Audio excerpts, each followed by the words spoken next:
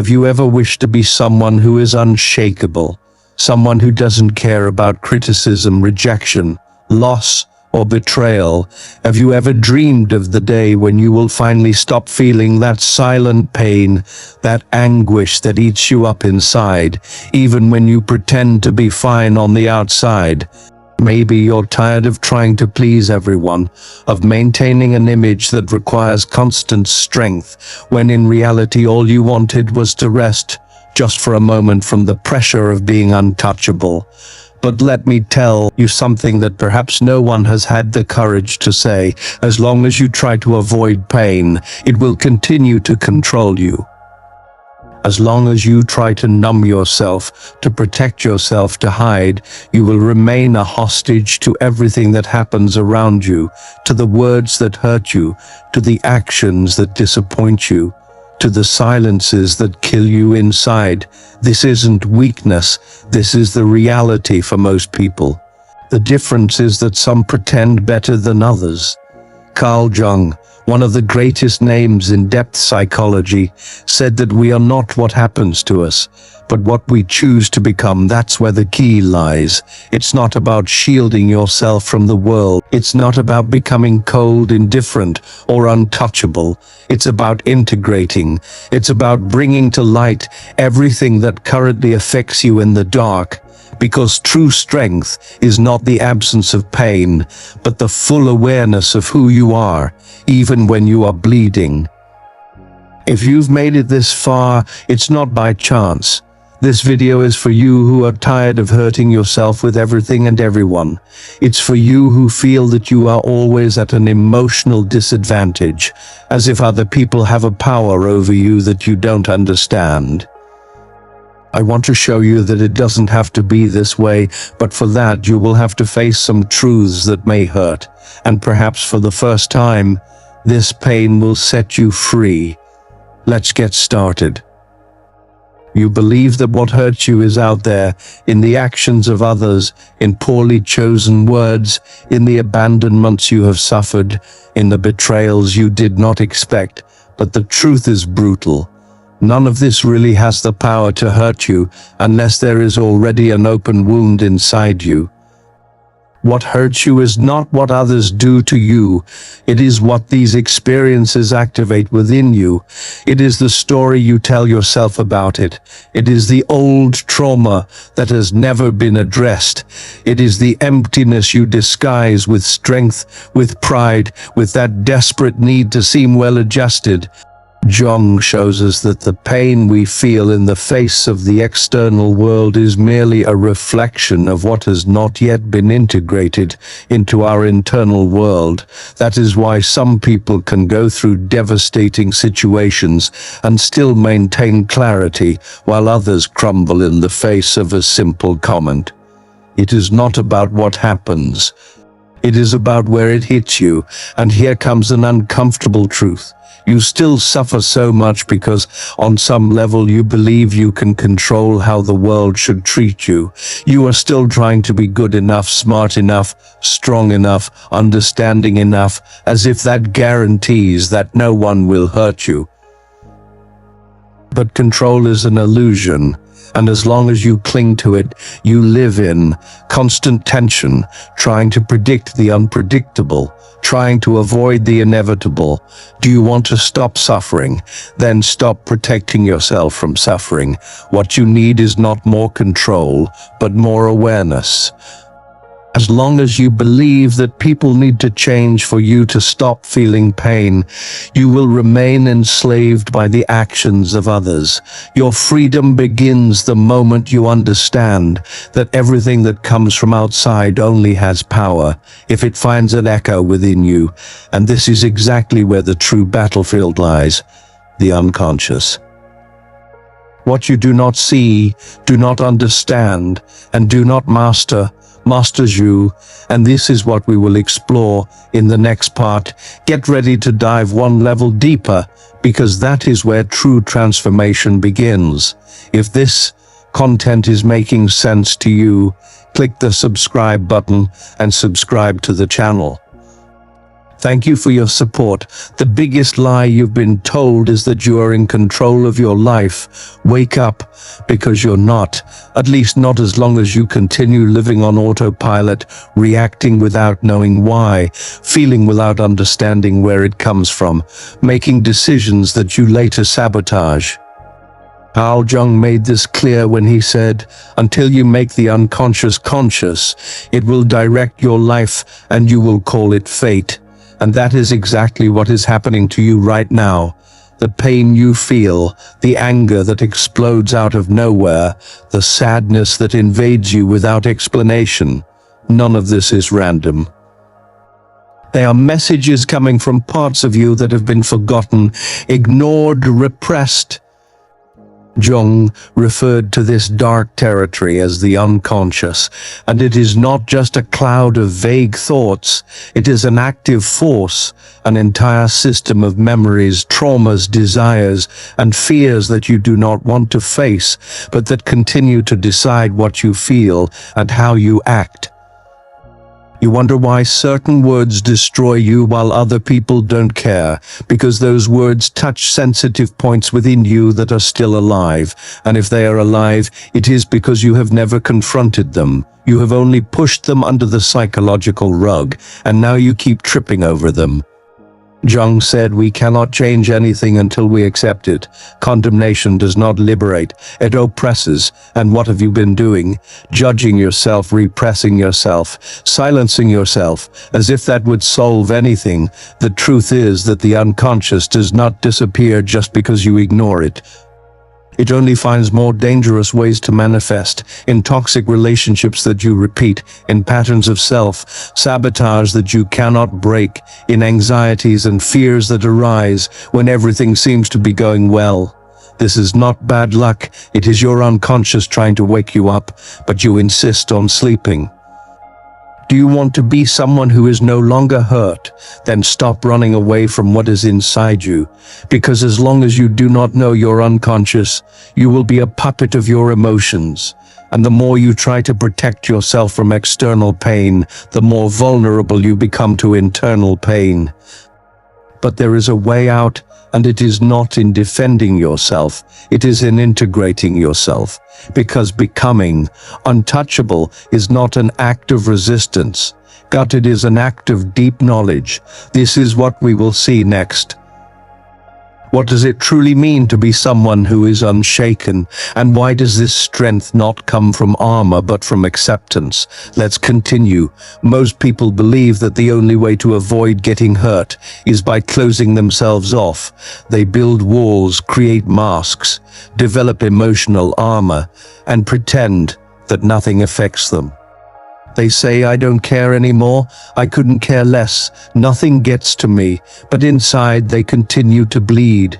They keep corroding, because the problem was never about feeling. The problem is not knowing what you are feeling and why, and this only happens to those who do not yet know themselves.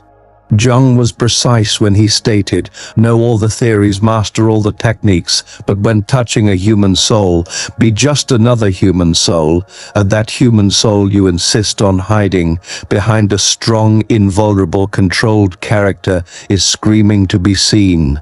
Becoming emotionally strong has nothing to do with being cold. It has nothing to do with ignoring pain, avoiding conflict, or pretending not to care.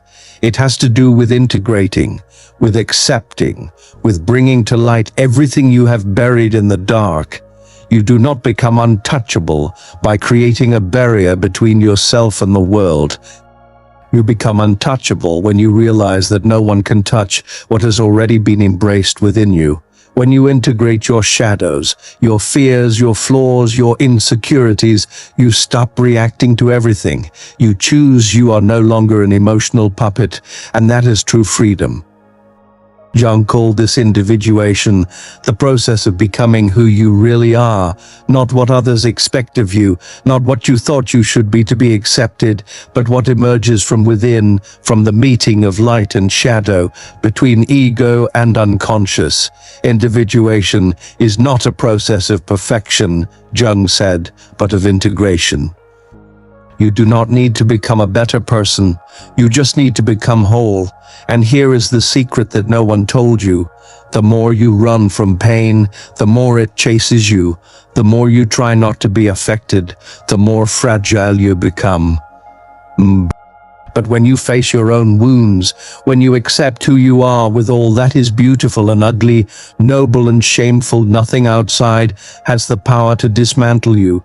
However, this path requires courage to look within, courage to abandon the masks, courage to feel, because it is precisely in pain that the key to transformation is hidden, and that is what we will discover in the next part. How suffering, far from being an enemy, can become the gateway to your true strength. Let's dive deeper, and this time without fear. You learn to hate pain since you were little. You were taught that suffering is a sign of weakness, that crying is a waste of time, that feeling too much makes you vulnerable. And so you began to run, to avoid, to deny. But the more you flee from suffering, the more it chases you. And the worst part, it changes form. It disguises itself as anxiety, anger, apathy, boredom, self-destructive impulses that you don't even understand where they come from. Ignored pain does not disappear. It just digs tunnels inside you until one day, without warning, everything collapses. Jung saw suffering in a completely different way. He believed that pain was the messenger of the soul, the alarm of the unconscious, the language that the self, what you are in your entirety, uses to get your attention. He said, depression is like a lady in black. If she appears, don't push her away. Invite her to sit down, offer her a coffee, and listen to what she has to say. But you don't listen. You silence yourself, distract yourself, keep yourself busy, numb yourself. You do everything to avoid looking at what really matters. What is this pain trying to show you? The truth is that suffering only hurts so much because you are still at war with yourself. There is still a part of you wanting to grow, and another part wanting to keep everything as it is.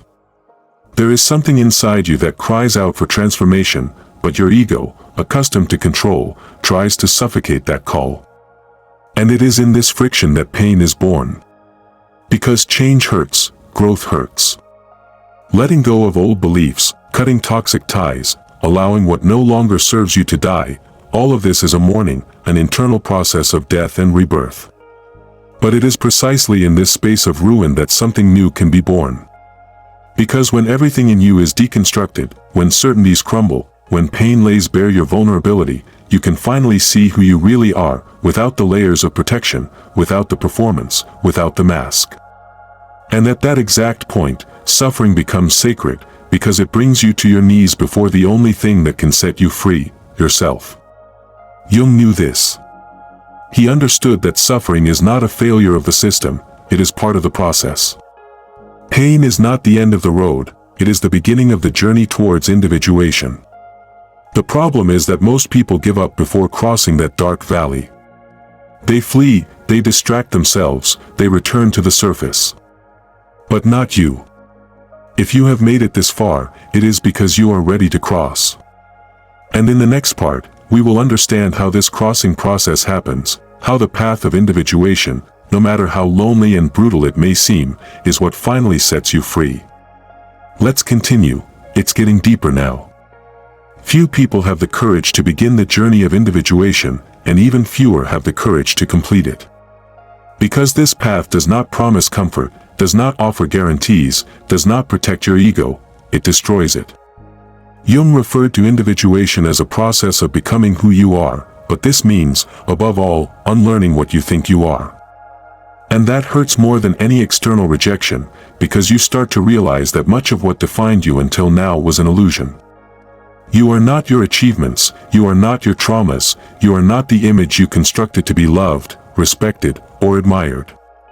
All of this was what you created to survive, but surviving is not living. And individuation is life's call beyond survival. It is when the unconscious begins to push everything that has been repressed, hidden, and distorted to the surface.